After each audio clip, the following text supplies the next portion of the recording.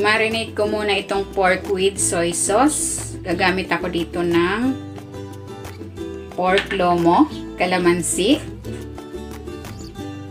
paminta, garlic powder, at ng paprika powder. Haluin natin. While waiting, kung hindi ka pa nakapag-subscribe sa akin channel, please subscribe at i-click mo na rin ang notification bell para lagi kang updated sa aking latest recipes. Ayan, okay na ito. Ibabad muna natin ito for at least 15 minutes. Maglalagay ako ng cooking oil. Ipan-fry ko muna itong pork.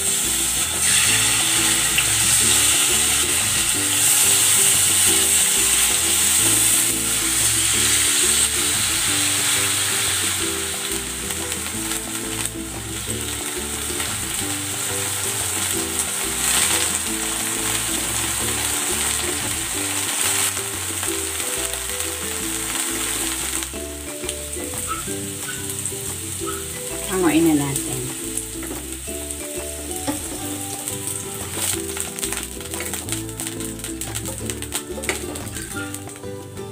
Isa lang natin yung natitira pa natin.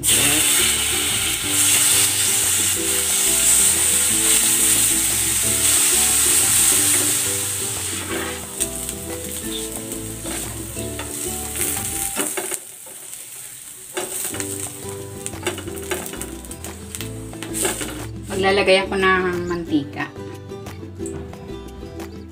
Piprito ko muna itong bawang.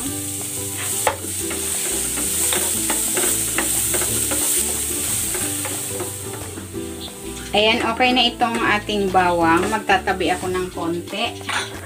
Pang toppings natin mamaya. Ayan na yan. Maglalagay ako dito ng butter.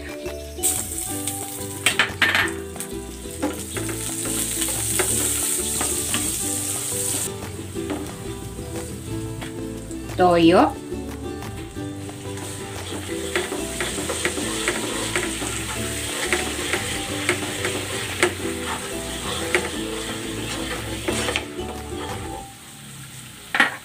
Kalamansi.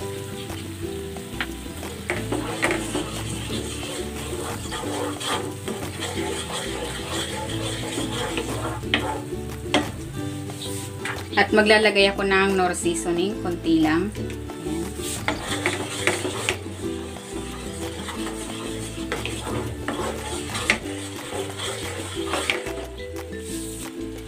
At ilalagay ko na dito yung ating pork.